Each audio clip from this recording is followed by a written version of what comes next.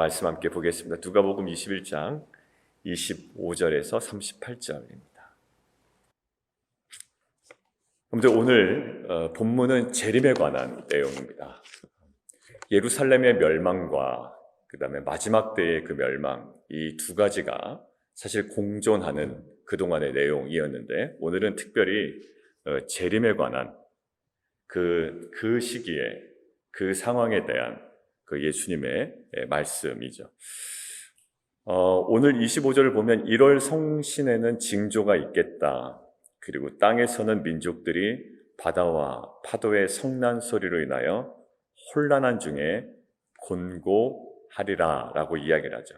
1월 성신의 징조가 있겠다라는 것은 예수님께서 이 재림의 때를 말씀하시면서 이 누가복음, 이 복음서에 갑작스레 등장한 것이 아니라 사실 구약 성경이나 종말에 관해 묘사하는 묵시 문학에서 사실 여러 번 반복되었던 표현입니다.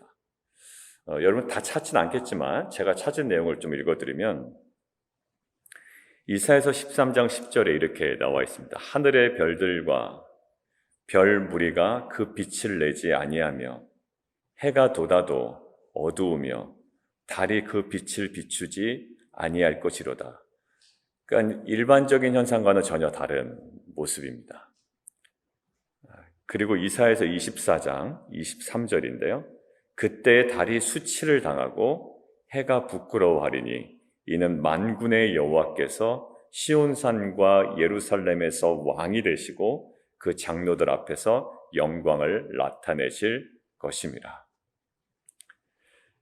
그리고 에스겔 32장 7절에 내가 너를 불끄듯 할 때에 하늘을 가리어 별을 어둡게 하고 해를 구름으로 가리며 달이 빛을 내지 못하게 할 것이며. 자, 요엘서 2장 10절에 그 앞에서 땅이 진동하며 하늘이 떨며 해와 달이 캄캄하며 별들이 빛을 거두도다. 그리고 요엘서 2장 31절 보면 여호와의 크고 두려운 날이 이르기 전에 해가 어두워지고 달이 핏빛같이 변하려니와. 자, 이 모든 것들을 가지고 오늘 25절 다시 한번 보겠습니다. 1월 성신에는 징조가 있겠다라는 거예요. 마지막 때에 이것이 우리가 흔히 생각할 때 이것이 어떠한 그 비유적 표현이든 정말 문자적 표현이든 상관없이 이 본문이, 그리고 구약의 묵시 문학이, 그리고 구약 성경이 강조하고 있는 것이 있습니다. 마지막 때의 예수님의 재림에 대해서 구약에서 강조되고 있습니다. 우리가 작년 말고요, 그 재작년 그 대강절에 제가 예수 그리스도의 그 재림을 기다리는 우리 교회의 모습들에 관해서 이야기 나눌 때 예수 그리스도의 초림에 관한 내용과 예수 그리스도의 재림에 관한 내용이 어디에도 동이 있다? 공통적으로? 구약에 공통적으로 있다라는 거예요. 그러니까 구약은 무조건 초림에 관한 내용만 있고 신약의 재림에 관한 내용이 있는 것이 아니라 구약에 이미 예수 그리스도의 다시 오심에 들어간 내용이 이미 충분히 들어있다라고 그때 제가 강조해드렸죠. 그런데 신약에서는 무엇만 강조할까요? 당연히 초림은 이미 임했습니다. 그러니까 이제 마지막 카드 하나 남은 거예요. 예수 그리스도의 재림이에요. 근데 우리는 그렇기 때문에 구약 시대의 이스라엘 백성들과 이 구약 시대의 그 약속의 그 백성들이 그 예수 그리스도의 초림, 메시아의 오심을 간절히 사모함으로 살아갔던 것처럼 사실 우리의 삶의 모든 중심에 누가 계셔야 되면 신랑 되신 예수 그리스도의 오심을 사모하며 살아가는 것이 거룩한 신부의 사명이자 삶의 본질이라고 얘기했습니다. 그것들을 망각하는 순간 우리는 이 세대의 흐름 속에 그냥 살아가는 거예요. 자, 예수님께서 복음서에서 수많은 것들을 강조하셨지만 무엇을? 지금 예수 그리스도 본인의 그 재림을 이야기를 하십니다. 여러분들, 예수라는 인물은 사실 역사 속 인물이냐 아니냐라는 논쟁은 이미 끝났습니다. 예수라는 사람은 이미 왔어요. 그리고 예수라는 이 사람이 이러한 가르침을 설파하고 다녔다라는 것, 이것들은 역사적 사실이에요. 그러니까 그가 미친 사람이냐 아니면 진정한 메시아냐의 싸움이지, 이 예수가 이런 메시지를 전했다라는 것은 명백한 사실이라고요. 이것들은 복음서뿐만 아니라 무슨 자료니 해서 일반 비평하는 사람들도요, 이 자료가 있음을 인정한단 말이에요. 그러니까 결국 예수라는 인물이 이 메시지를 전했는데 이게 지금 다 어디에 있어요? 구약에 이미 있어요. 제가 이사야서를 읽었고 에스겔을 읽었고 요엘서 읽었고 이것들 1월 성신의 징조가 나타나는 마지막 때를 예수님께서 자신의 다시 오실 때에 이런 일이 벌어질 거라고 이야기한단 말이에요. 결국 뭐냐면 예수님은요, 결국 어떠한 그 즉흥적으로 전하신 것이 아니라 결국 하나님의 구속사 속에 본인의 위치가 어디이며 이제 신약시대 성도들이 무엇을 바라보고 살아야 되는지를 이 구속의 역사 가운데 분명히 우리에게 알려주고 계신 거예요. 자, 1월 성신에는 징조가 있겠다. 그런데 그것들을 보통 사람들은 어떻게 느끼냐면 아까 보십시오. 빛을 잃죠. 그리고 달이 무색해진단 말이에요. 하늘을 가리어 별을 어둡게 하고 해를 구름으로 가리어 달에 빛을 내지 못하게 한다. 하늘이 떨며 해와 달이 캄캄하고 별들이 빛을 거둔다. 두려운 날이 이르기 전에 해가 어두워지고 달이 핏빛같이 변한다. 결국 궁극적으로 이것이 어떠한 비유이건 아니면 문자적으로 그대로 성취될 것인지 우리는 그때가 알겠지만 명확한 것은 이건 하나예요. 그리스도가 재림하실 때에 모든 피조물을 근본적으로 변화시킬 땅을 뒤흔드는 사건이 벌어진다라는 거예요. 그것이 어떠한 형태인지는 모르지만 예수님 분명히 재림하실 겁니다. 마치 2000년 전에 예수님께서 초림하신 것처럼 예수님 반드시 재림할 거예요. 이것들을 알고 살아가는 것이 우리의 특권이에요. 반드시 재림할 건데 그때의 모든 피조물을 아예 근본적으로 변화시킬 땅을 뒤흔드는 사건이 우리 가운데 벌어진다. 그런데 보통 민족들은 사람들의 반응은 어떠냐면 자 25절 보십시오. 그런 인들과 바다와 파도의 성난 소리로 인하여 혼란한 중에 아포리아라는 헬라어인데요. 어떤 학자의 그 책을 읽다 보니까 이 혼란한 중에 아포리아라는 단어가 신약성경 딱 요 한 군데 기록이 되어야 돼요. 이 혼란은 다른 어떤 혼란과는 동일하다? 다르다. 전혀 다르다. 이곳 한 군데만 사용됐다라는 거야. 예수님 오실 때의 그 상황은요, 우리가 전혀 예상하지 못한 어떤 모습일 거예요. 그렇기 때문에 어떻다? 아주 분명하게 재림하신다. 이것이 우리에게 소망입니까? 저는 확실한 소망인 줄 믿습니다. 그러니까 빨리 오셨으면 좋겠습니까? 마지막에 그 고백되어진 것처럼 주 예수여 어서 오시옵소서. 이것이 정말 우리의 고백이 되는 거예요. 여러분들 이 혼란한 중에 어떤 거냐면 마음속의 의심과 불확실함이 어떤 그 가득한 상황. 그 상황 때문에요. 마음의 의심도 들고 불확실함 때문에 어떤 거냐? 어쩔 줄 몰라 하는 것. 이것이 어떤 것? 그 혼란한 중에. 여러분들 그것에 대해서 그런 중에 어디다 마음을 둬야 될지도 모르겠고 이 전개되는 상황 속에서 정말 어쩔 줄 몰라 하는 이런 상황 속에 이 사람들의 상태가 어떠냐면 거기 써 있습니다. 곤고하리라. 곤고하리라 라고 있는 것은요. 헬라어로 어떤 상태냐면 묶여있는 상태, 어디에 딱 묶여있는 상태예요. 그래서 여기서는 어떠한 면까지 저희가 다 포함하고 있냐면 괴로워하거나 고통을 겪고 있는 상태를 이야기합니다. 어떤 거예요? 예수 그리스도의 그 재림 직전에 일어나는 모든 상황들이 굉장히 괴로운 상황이 되고 고통이 되고 이들에게는 마음속의 의심과 불확실함으로 가득 차서 이 전개되는 모든 상황을 어쩌할 줄 모르는 상황이 된다라는 거예요. 여러분들 재림의 때이지만 저는 이것을 묵상하는데 이거 재림은 누구의 역사입니까? 하나님의 역사예요. 하나님의 역사라고요. 그냥 이게 갑작스럽게 이 세상에 우연으로 발생한 통제되지 않은 어떤 상황이 아니라 이것은 뭐다? 철저하게 하나님의 구속의 역사 가운데 통제되고 있는 상황인데도 불구하고 사람들은 의심과 불확실함과 어쩔 줄 몰라로 하죠. 자, 저는 이 재림의 모습을 통해서 우리의 일상을 돌아봤습니다. 철저한 하나님은 어디 가운데 있다? 주권 속에 있고 통제 속에 있는데 그럼에도 불구하고 그 통제 속에 일어나고 있는 우리의 모든 일상의 상황은 어떠할 수 있죠? 예, 우리에게는 굉장히 혼란스러울 수 있습니다. 마치 사도 바울이 분명한 부르심으로 걸어갔지만 회당에서 쫓겨나는 일을 반복당하고 어려움을 당하고 모함을 당하고 예, 여러 가지 일들이에요. 어제 우리 남성들하고도 이야기 나눴습니다만 가족들이 어디죠? 형제와 친척과 심지어 법까지도 우리를 넘겨주는 그러한 상황들. 예, 믿고 신뢰하고 의지하고 여러 가지 했던 것. 자, 그런데도 여전히 그것들은 누구의 통제 아래 있다? 하나님의 전적인 완벽한 통제 아래 있다라는 것. 이것은 어쩔 수 없어서 세상이 흔들리는 거냐? 하나님께서 주도적으로 이끌어 가시는 겁니다. 자, 그렇기 때문에 어제도 이야기했죠. 그렇기 때문에 너희가 변명할 것을 미리 궁리하지 않도록 명심하라. 왜? 모든 대적이 능히 대항하거나 변박할 수 없는 구변과 지혜를 너희에게 내가 줄 것이다 라는 거거든요. 자, 그러니까 결국 이것들은 누가 통제하고 계십니까? 하나님이 통제하고 계시는 사건이에요.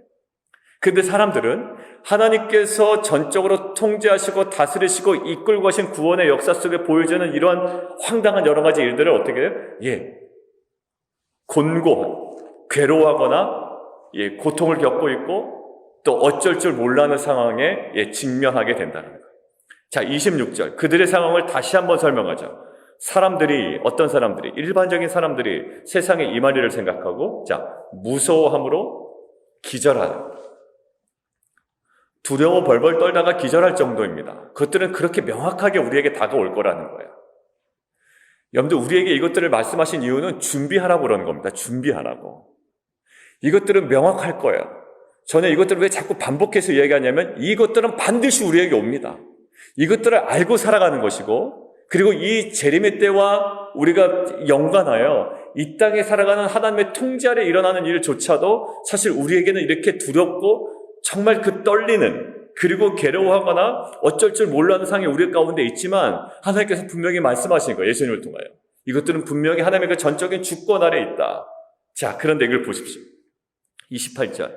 이런 일이 되기를 시작하거든 일어나 머리를 들라. 이런 머리를 들라 거기 동그라미 치시죠. 머리를 들라. 여러분들 머리를 들라라는 것은요. 딱 한 가지입니다. 소망과 확신의 태도거든요. 그건 소망과 확신의 태도예요. 그러면 소망과 확신의 태도를 가질 수 있는 이유에 대해서 좀 설명을 해줘야 될 거 아니에요. 무작정 이런 상황 가운데 머리를 들라라고 하지 아니하고 그 이유에 대해서 그 밑에 나와 있습니다. 너희 속량이 가까이 왔느니라. 너희 속량이 가까웠느니라. 이것이 그 환난 가운데서도 우리가 머리를 들 수 있는 이유가 되는 거예요. 근데 거기에 있는 속량은 뭐냐면 일반적으로 내가 예수 믿고 구원받았다라는 그런 개인 구원에 머무르지 않습니다. 학자들이 얘기할 때 이 속량은 단순한 개인 구원이 아니라 너무나도 광범위한 하나님의 구속사 전체를 담고 있다는 거예요. 그럼 과연 뭘까요? 이 속량이. 그래, 우리는 당신 구원받았으니 괜찮아. 이것으로 우리가 위로가 안 되거든요. 그런데 이것은 단순한 내 개인의 구원이 아닌 하나님의 구속의 역사의 마지막 최종 완성이라고 한번 생각해 보십시오.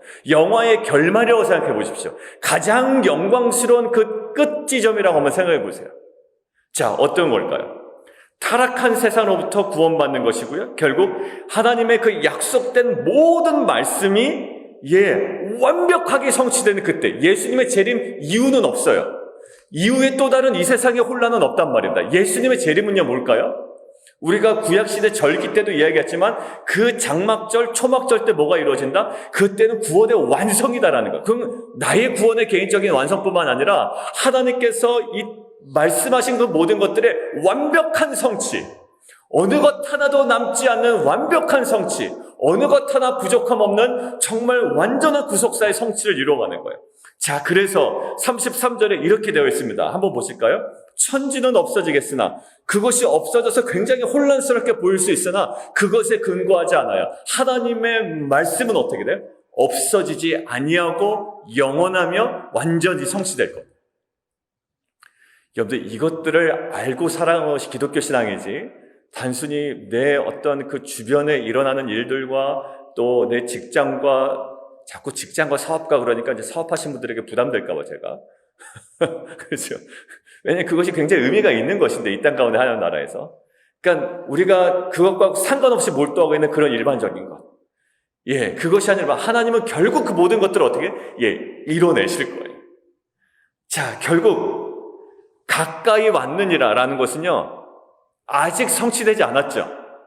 자, 그런데 가까이 왔느니라라는 이 헬라어는 어떤 의미가 있냐면 이루어지기 시작했다.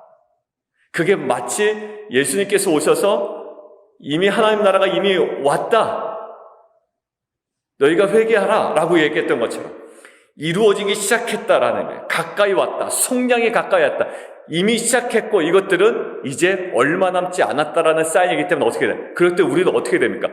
머리를 들어야죠. 왜? 소망과 확신을 들어야 됩니다. 이것들은 완벽하게 하나님께서 그동안에 구약시대 성도들도 보지 못했고 신약시대 성도들도 예수의 재림인의 때야 영화로운, 그리고 하나님께서 약속하신 그 약속 언약의 말씀이 완벽하게 성취될 때인데 구원의 성취, 완성이 이루어진 것들을 우리는 볼 거예요. 모든 타락한 세상으로부터 하나님은 이 완벽한 새하늘과 새 땅을 이뤄내실 거라고요. 그것들에 대한 소망과 확신을 어떻게 머리를 들라. 이 재림의 때의 이 모습을 저는 어떤 모습을 봤냐면 복음서에 이런 모습이 나타납니다. 이 예수님께서 하나님 나라가 임했다라고 할 때 귀신이 떠나갈 때 하나님 나라가 임했다라고 선포하시잖아요. 귀신들이 마지막 순간에 어떻게 합니까? 발악을 합니다. 그죠? 주 예수야, 당신이 나와 무슨 상관이 있길래 나한테 이렇게 다가오냐고? 그러다가 어떻게 됩니까? 귀신을 떠나보내고 결국 뭐라? 하나님 나라가 임했다. 그리고 병자를 고치시면서 하나님 나라가 임했다라는 거예요. 굉장히 발작이 심하고 증세가 심하고 어지럽습니다. 그런데 예수님 어떻게 할까? 담담하시죠. 왜? 무엇을 바라보기 때문에? 하나님의 나라가 이제 그 육체 가운데 그 사람에게 임할 것을 보기 때문에. 여러분들, 우리가 관계 맺을 때, 믿지 않는 사람에게 전할 때 굉장히 쉽지 않아요. 여러분들, 저는 목회하면서 많이 봅니다. 제가 직접 경험한 것도 있고요, 우리 텐트에서 집사님들이 경험하는 경우도 있고, 예전에 목장에서 경험한 것도 있어요. 여러분들, 잘 양육되다가 어느 순간에 갑자기 사실 이전으로 완전히 애굽으로 돌아가는 경우도 있고요, 전혀 다른 모습을 보일 때가 있어요. 아니, 그동안의 말씀 따라 잘 왔는데 오히려 막 이것들에 대해서 전혀 다른 태도를 취하거나 힘들 때가 있습니다. 왜 그러지? 막 이럴 때가 있단 말이에요. 그것 때문에 힘들어합니다. 사실 저도 굉장히 힘들고요. 그냥 아예 그분이 예수를 믿지 않는 사람이었으면 괜찮겠어요. 뭐 말로는 막 은혜 받고 막 말씀으로도 굉장히 은혜를 많이 받았다가 갑자기 전혀 다른 모습을 보인단 말이에요. 그러면 사실 마음이 상심하죠. 상심해요. 자, 그런데 제가 이 재림의 때에 정말 그 상황과 다른 하나님의 그 선포가 있잖아요. 뭐예요? 일월성신, 빛을 잃어버리고 세상 다 끝난 것처럼 보이지만 어떻게 돼? 그게 완성의 전초전이라는 거예요. 귀신이 들어서 완전 발악하지만 결국 어떻게 될까요? 예수님 담담하십니다. 그리고 어떻게 될까요? 그 안에 하나님 나라가 임했다라는 성취를 이루기 직전에 그 모습과 전혀 다른 담담한 결국 그것들을 이뤄내시죠. 저는 우리가 최근에 겪고 있는, 그리고 이 재건과 갱신을 앞서서 이 영적 전투가 굉장히 심합니다. 이것들은요, 단순히 어떤 한 사람의 성향의 문제가 아니라 이것은 재건과 갱신을 선포하고 나가는 우리 공동체에 하나님의 그 말씀이 성취되기 직전에 마지막에 이 어둠의 세력이 저항하는, 그러나 결국에 그 모든 것들을 이겨내고도 남을 만한 하나님의 그 권능의 역사를 우리를 하고 어떻게? 머리를 들라라고 격려하신 하나님의 음성인 줄 저는 믿습니다. 왜 머리를 들어야 될까요? 그냥 낙관주의가 아니에요. 이것들을 결국 어떻게 하신다? 내 말은 없어지지 아니하리라. 말씀을 주셨기 때문에 이루실 거예요. 그런데 어떻게? 일월성신이 변하고 모든 것들이 망가지는 듯하게 보인단 말이에요. 다 옛날로 돌아가는 것처럼 보여요. 어떻게 저럴 수가 있나라고 하지만 결국 뭘까요? 이것들을 몰라. 가까이 왔다. 너희 속량이 가까웠는 줄 알라. 개인적인 구원이 아니라고 그랬죠? 이 모든 것들을 완벽하게 이루실, 약속된 모든 것들을 이루는 그 완벽한 성취가 가까이 왔다라는 거예요. 그래서 머리를 들라라. 여러분들 포기합니다. 안 될 것 같아요, 목사님. 그냥 버립시다. 그 카드는 버립시다. 그냥 떠나보냅시다. 그 사역이든 사람이든 어떤 내 열정이든 다 떠나보냅시다. 안 될 것 같습니다. 아니요. 오히려 될 거라는 거예요. 그것이 바로 그 직전이라는 거예요. 가까이 왔다라고 하는 거예요. 여러분들, 재림의 때조차도 사람들은 두려워 떠는데 오히려 우리에게 무엇을 요구합니까? 머리를 들라는 거야. 번쩍 시켜서 머리를 들라는 거야. 왜? 분명히 이것들이 완전히 성취될 것이 가까이 왔기 때문에. 우리는 어디에 속해야 되겠습니까? 사람들처럼 어쩔 줄 몰라며 그냥 그 사람이 하는 대로 내버려두고, 그냥 그 사람이 이거 안 된다고 그냥 결정했으니 그냥 안 되는 대로 내버려두고, 그냥 그것이 제일 적당하고 서로 마음 상하지 않는 길이라고 우리는 그냥 치부해버릴 수 있지만 아니에요. 끝까지 하나님께 뭐예요? 내 말은 없어지지 아니하리라. 여러분들, 이 앞에 우리가 다시 한번 저는 정신이 버떡 들더라고요. 내 말은 없어지지 아니하리라. 오케이. 말은 없어지지 아니할 거고, 그 말씀이 뭐라고요? 여호와의 열심히 이것들을 이루리라. 그러고 보니까 어떻게 됩니까? 우리 주일 말씀처럼 우리는 그냥 단지 산에 올라가야 되는 거예요. 그러면 하나님께서 기뻐하시겠고 하나님께서 주도적으로 영광을 얻어내겠다라는 거, 그것을 통해서. 여러분들, 이것들을 아는 자와 모르는 자의 삶의 표정이나 어떤 삶의 양태나 어떤 걸음걸이나 보폭이나 이 모든 것들이 다를 줄 믿습니다. 어제 저는 사실 평소 때 제가 많은 것들에 영향을 미치는 것들은 아니지만 어제는 특별히 그 집사님들의 나눔을 통해서 제가 많이 위로를 받고 격려가 되고 도전이 됐어요. 제가 막 스트럭을 하고 있었던 것들을 동일하게 스트럭을 하고 계셨고, 그것들 가운데 어떠한 그 몇 마디 말씀을 하시는데 그게 저한테는 분명한 거였어요. 저도 사역을 어떻게 해나갈 때, 그리고 이제 사람들을 만나서 이야기를 해야 될 때 먼저 스스로 생각을 한단 말입니다. 신앙적으로 이것들을 강하게 이끌고 가야지. 때로는 이렇게 부드럽게 이끌고 나가니 여러 가지. 그런데 그 모든 것들이 한 집사님은 먼저 준비하지 말아라라는 그 말씀이 있어요. 근데 사실 먼저 준비해야 되잖아요. 근데 그 집사님 나름대로의 주시는 음성이 있었어요. 그리고 한 분도 사실 어떠한 그 대화를 해나가는 데 있어서 먼저 이렇게 딱 구축해놓은 본인의 논리가 있었던 거예요.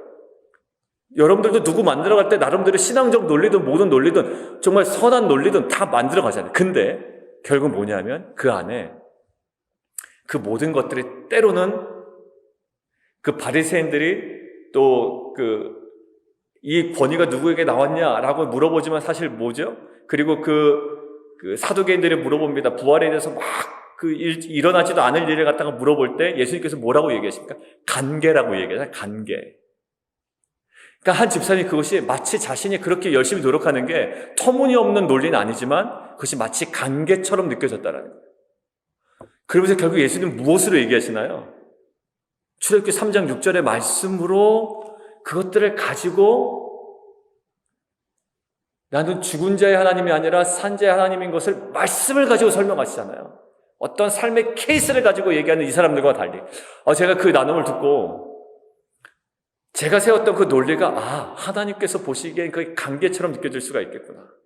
그러면서 이제 오늘 말씀이 뭐냐면 어쩔 줄 몰라 하고 그것 때문에 불확실성에 마음의 의심과 괴로워하거나 고통을 겪는 것이 아니라 오늘 주님께서 탁 말씀하신 거예요. 고개를 들라 하는 거예요. 머리를 들라. 어떻게? 하나님의 열심히 이것들을 이루시겠다라는 거예요. 이루어지기 시작했다라는 거예요. 사랑하는 성도 여러분들, 오늘 재림에 관한 상황입니다. 그렇지만 우리에게 분명히 각자의 상황 가운데 주시는 분명 하나님의 음성이 있는 줄 믿습니다. 오늘 두 번째 36절이에요. 그러므로 우리가 어떻게 해야 될까요? 자, 이러므로랍니까? 저는 이런 어떤 접속사가 있으면 참 감사해요. 왜냐하면 그러니까 어떻게 해야 되지? 라고 이제 궁금증을 보고 있는데 아예 친절하게 설명을 해주시는 거예요. 이러므로 너희는 장차 올 이 모든 일을 능히 피하고 인지 앞에 서도록 거기에 그냥 밑줄을 딱 걸어주죠. 항상 기도하며 깨어있으라. 이것들은 어떻게 보면 명령이잖아요. 그러니까 이것들은 우리가 거부해서는 안 되는 거예요. 왜냐하면 안 그러면 어떻게 될 위험이 있기 때문에. 34절 조심하라. 그렇게 하지 않으면, 조심하지 않으면 그냥 방탕함에, 이 방탕함은 여러 가지 방탕함이 있겠죠. 그리고 술 취함, 생활의 염려, 저에게는 어느 쪽에 가까울까? 이 염려 쪽에 가까워요. 사실 이 염려가 애통함으로 가서 기도 가운데 가면 좋겠지만 사실 우리 안에 염려 때문에, 제가 주일에도 집사님들을 나누면서 염려 때문에 다른 사역에 방해가 된다라고 할 정도예요. 여러분들 염려 때문에 오히려 여러분들 사역에 방해가 될 수도 있습니다. 저에게도 그런 경험이 있거든요. 여기 염려예요. 결국 어떻게? 마음이 둔하여져. 왜? 오히려 더 나가야 되고 머리를 들어야 되는데 그냥 우리 가운데 정말 그 둔하여지는 영적 둔감성이 여기 나타날 수가 있어요. 근데 오늘 분명히 얘기하십니다. 항상 기도하며 깨어있으라. 여러분들, 이것은 공동서신에도 우리에게 많이 강조가 됩니다. 그날을 대비하는 성도들의 자세, 그리고 사도행전 2장에 나오는 그 하나님께서 약속하신 성령을 기다리는 기다림의 자세, 항상 뭐죠? 항상 깨어서 항상 기도하는 거예요. 여러분들, 극심한 압박감에서, 그리고 이 생활의 염려 때문에 마음이 둔하여질 때 우리 안에 이러므로 우리에게 말씀하시는 거예요. 고개를 정말 들 수 있는 우리의 그 힘과 권능이 어디서 나올까요? 항상 깨어있어 항상 기도하는 거예요. 그러니 어떻게 너희가 예루살렘 떠나지 말라라고 했던 그 말씀이 저에겐 다시 다가오는 거예요. 그리고 어제 집사님들의 나눔, 너희 말할 것을 먼저 생각하지 말아라 라고 하는 걸 볼까요? 마치 예루살렘에 성령 임할 때까지 어떤 말도 하지 말아라, 약간 이런 얘기예요. 너의 말씀의 은혜가 임할 때까지, 성령의 은혜가 임할 때까지, 그리고 정말 그 주님의 능력과 그 하나님의 그 일하심, 하나님의 열심히 이루시겠다는 그 확신 너희 가운데 압도하며 그것들이 충만할 때까지 깨어 기도하라. 여러분들, 기도하라 한다는 것은 결국 뭘까요? 우리가 원하는 것을 성취하는 것이 아니라 기도 가운데 그 하나님의 권능이 임한다라는 거예요. 학자들이 이야기합니다. 이 깨어 기도하는 것을 통해서 우리가 누리기를 원하는 것은 나의 원함을 얻어내는 기도는 절대 아닌 것을 우리가 알고 있죠. 보통의 기도에 여러 가지 성격이 있습니다. 내가 원하는 것을 간구할 때 얻어내는 기도, 전혀 그런 색깔이 안 나타났어요. 많은 학자들이 나타낸 이 기도의 은혜는 뭐냐면 그 하나님의 권능이 그 때를 감당할 수 있는 그 능력이 우리 가운데 채워진다는 거예요. 다르게 보인다는 거예요. 사랑하는 성도 여러분들, 우리 안에 이러한 은혜가 있기를 원하고, 이 때를, 이 시즌을 우리가 어떻게 보내야 되는지 오늘 또 이 말씀을 통해서 하나님께서 우리에게 허락하십니다. 항상 우리가 말씀 묵상과 기도하는 것들을 우리가 항상 하고 있어요.